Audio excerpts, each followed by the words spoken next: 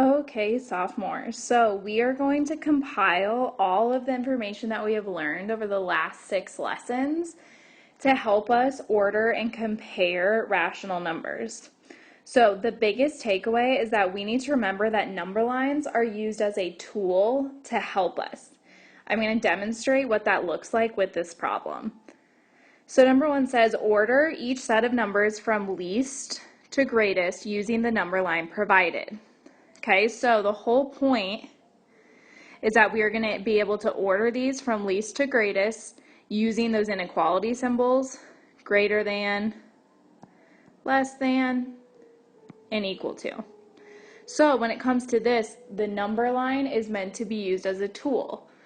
I know the characteristics of a number line, and therefore they can help me to order these from least to greatest. So the first thing I'm going to do is I'm going to look at the 2 rational numbers I am asked to compare. I see that I am being asked to compare -4/10 and -35/100.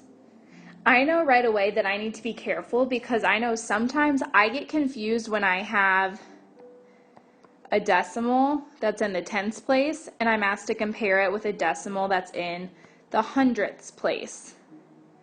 So what I like to do is I like to ask myself, okay, how can I make these a little bit more comparable? The way I do this is I'm going to make this rational number that is in the tenths place. I know that 4/10 is the same as 40 hundredths. So now I'm being asked to compare -40 hundredths and -35 hundredths. So now I'm going to ask myself, where would these fall on a number line?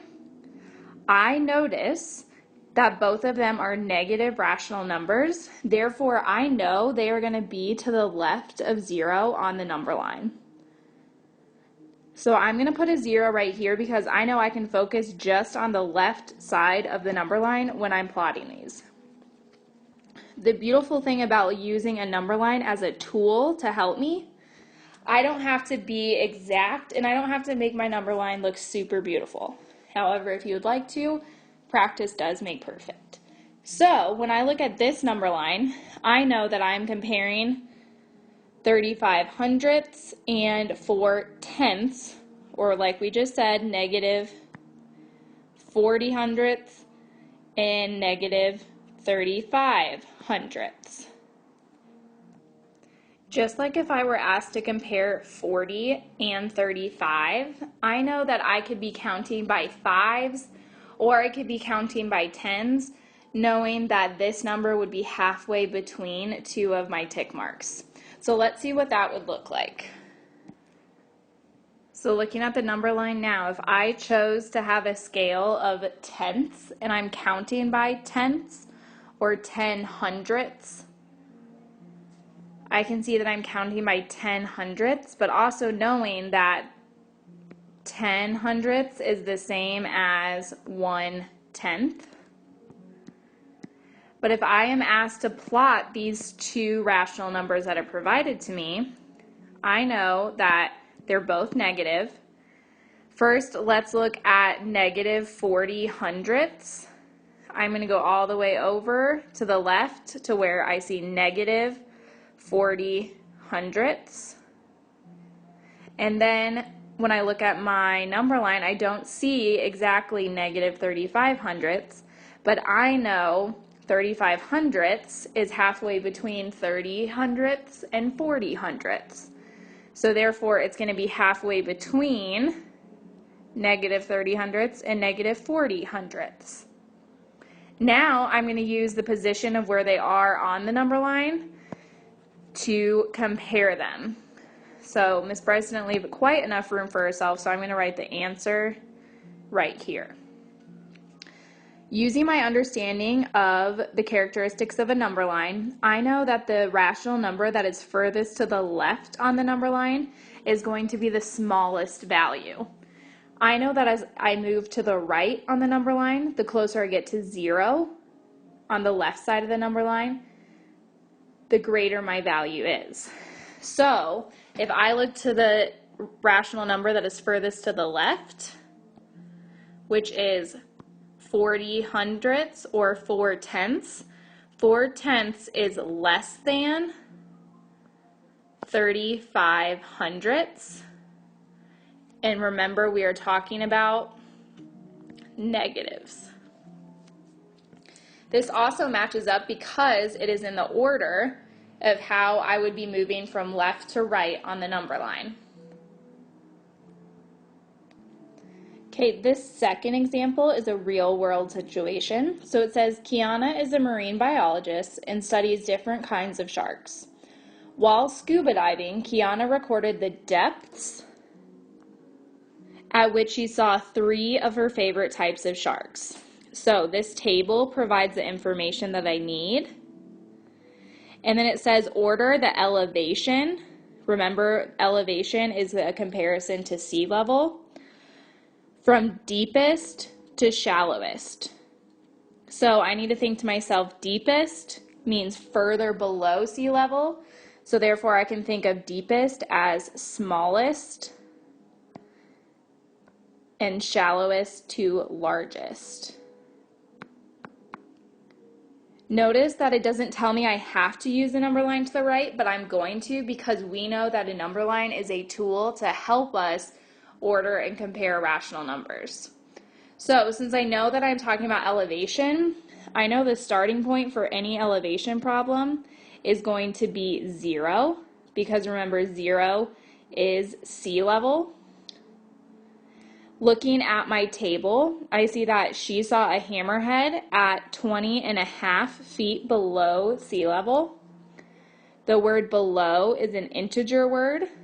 So if I want to represent the hammerhead's depth, it's going to be negative 20.1/2. The great white was at negative 39/4 feet. So I'm going to convert that into a mixed number. So it's going to be negative, 4 can go into 39, 9 times, because 9 times 4 is 36, and then I'm going to have 3 left over. So at negative 9 3/4. And then the blue shark is at 20 1500 feet below sea level. So again, that's a negative. So negative 20 1500. So what I'm going to do is I am going to think which of these is closest to sea level. To make sure I can demonstrate this, I now see that they are all negatives. Therefore, they are all going to be below 0. I can think to myself, that makes sense because the story problem is talking about sharks swimming. That is obviously going to be below sea level. Okay, so now I'm going to ask myself, which of these is going to be closest to 0? Which of them is going to be the largest? I see that the hammerhead and the blue shark both have a negative 20 with a little bit left over. Then I know that the great white is only at negative 9 3/4 feet. So I know that that one is going to be closer to the surface. So that is going to be the great white. Now I need to ask myself, okay, is the hammerhead shark or the blue shark further below the surface? So this is where I'm going to use my understanding of absolute value. I know that the hammerhead shark is at negative 20.5 feet.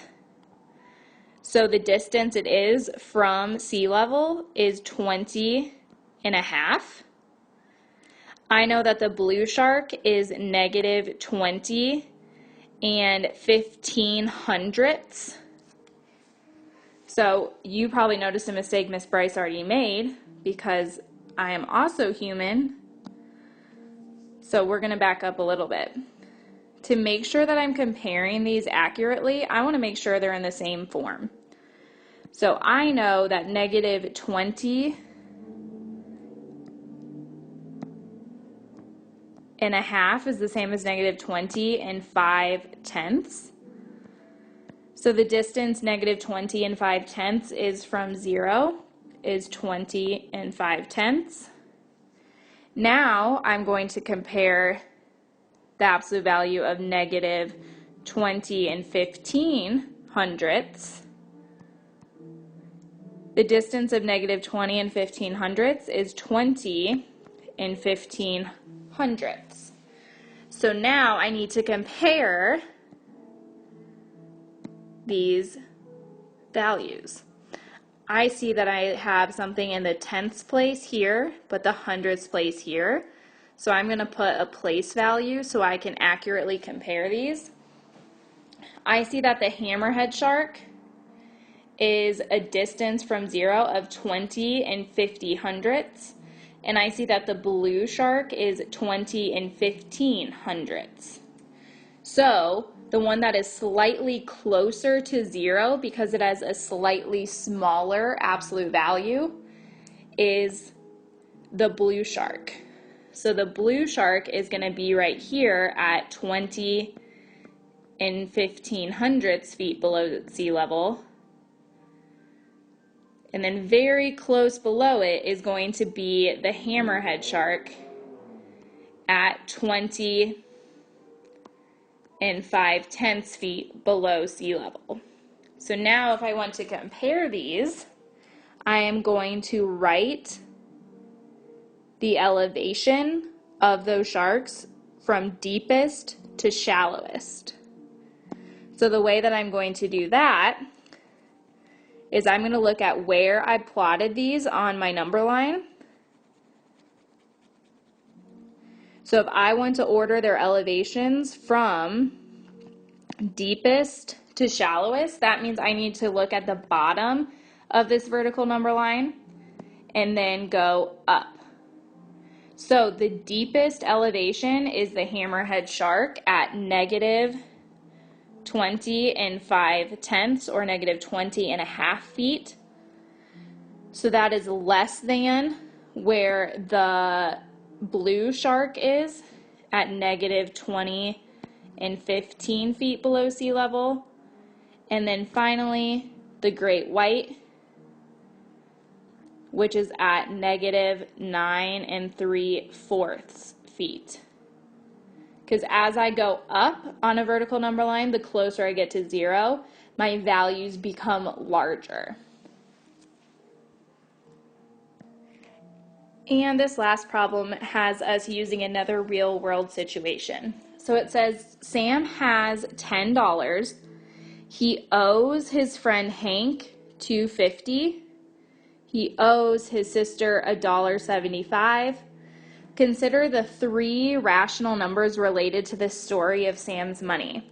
Write an order of these rational numbers from least to greatest.